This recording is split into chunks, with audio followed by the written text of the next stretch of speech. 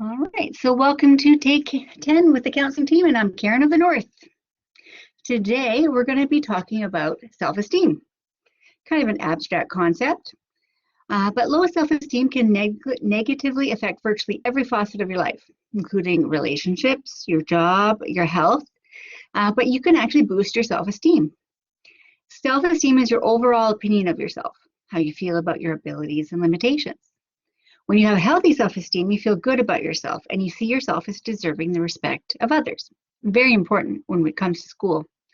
When you have low self-esteem, you put little value on your own opinions and ideas, and you might constantly worry that you're not good enough. So today, we're going to talk about self-esteem. So confidence in one's value as a human being is a precious resource and generally a highly positive factor in life. It actually correlates with achievement, good relationships, and satisfaction. Possessing little self-regard can lead people to become depressed, fall short of their potential, or to tolerate abusive relationships and situations. Too much self-love, on the other hand, results in an off-putting sense of entitlement and an inability to learn from failures. It can be a sign of clinical narcissism, in which individuals may behave in a self-centered, arrogant, manipulative manner. How many people know of somebody who has maybe a little bit too much self-esteem? Perhaps no other self-help topic has spawned so much advice and so many often conflicting theories. So today, we're just going to talk about self-esteem. So factors that can shape and influence self-esteem. It begins to form in early childhood. Factors that can influence it include your own thoughts and perceptions about how you view the world and your role in it, how other people react to you, experiences at home, school, work, and even in the larger community. Disability, illness, or injury can also impact our own self-esteem and value and worth, even our age. Role and status in the society is also very important depending where you live, and there's a lot of research out there for social media messages. Relationships with those close to you, parents, siblings, peers, teachers, and other important contexts are important to your self-esteem. Many beliefs you hold about yourself today reflect messages you've received from these people over time. Relationships are foundational for self-esteem. If your relationships are strong and you receive generally positive feedback, you're more likely to see yourself as worthwhile and therefore have a higher self-esteem. If you receive mostly negative feedback, you're often criticized, teased, or devalued. You're more likely to struggle with poor self-esteem. We just went through February and bullying month. We can definitely see the results. But past experiences and relationships don't have to be your destiny. Your own thoughts have perhaps the biggest impact on self-esteem, and these thoughts are within your control. If you tend to focus on your weaknesses or working on changing that can actually help you develop a more balanced, accurate view of yourself. And that's what we're going for, balance. So self-esteem tends to fluctuate over time, depending on your circumstances. It's normal to go through times when you feel down about yourself and times when you feel good about yourself. Generally, however, self-esteem stays in a range that reflects how you feel overall about yourself and typically increases slightly with age. I can tell you from my own personal experience, I had great self-esteem before going into my doctorate program when I realized maybe I don't know as much as I did. So let's look at how we can recognize extremes of self-esteem.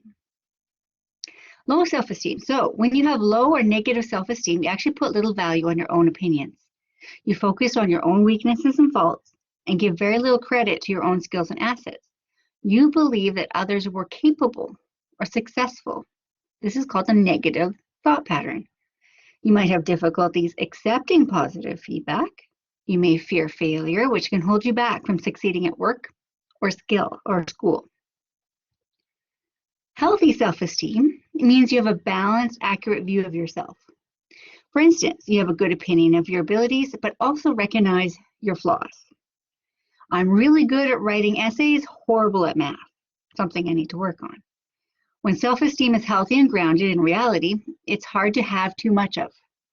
Boasting and feeling superior to others around you isn't a sign of too much self-esteem. It has a tendency to be more evidence of insecurity and low self-esteem. Not to say we can't say we're good at certain things in our lives. Value yourself. When you value yourself and have good esteem, you feel secure and worthwhile. You have generally positive relationships with others and feel confident about your abilities. I am fairly confident in my ability to play roller derby, not so confident in hockey. You're also open to learning and getting feedback, which can help you acquire and master new skills, adaptability, and resilience.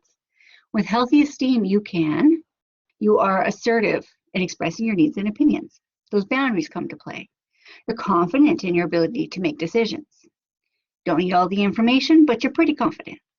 Able to form secure and honest relationships and less likely to stay in unhealthy ones. You're realistic in your expectations and less likely to be overcritical of yourself and others. More resilient and better able to weather stress and setbacks. Focusing on perception. You may need to work on how you perceive yourself if you tend to experience these common problems. Do you believe that others are better than you? Do you find expressing your needs difficult? Do you focus only on your weaknesses and ignore your successes? Do you have a negative outlook of life? Do you have an intense fear of failure? Do you have trouble accepting positive feedback? Do you have trouble saying no? Do you put other people's needs before your own? And do you struggle with your confidence? How about today in the chat box, you tell me one positive thing you can say about yourself today. So the crux of it today, how to improve our self-esteem.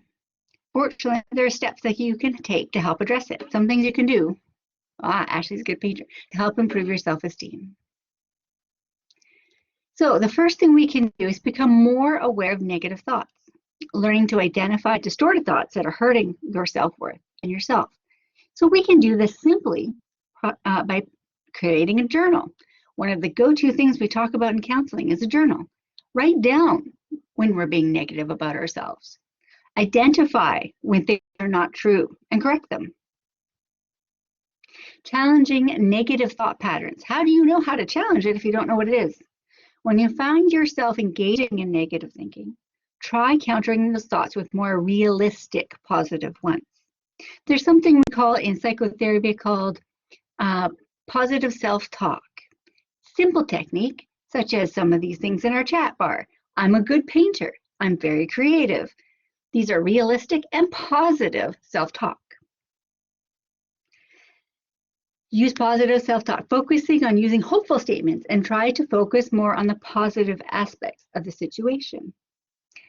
I am good at baking.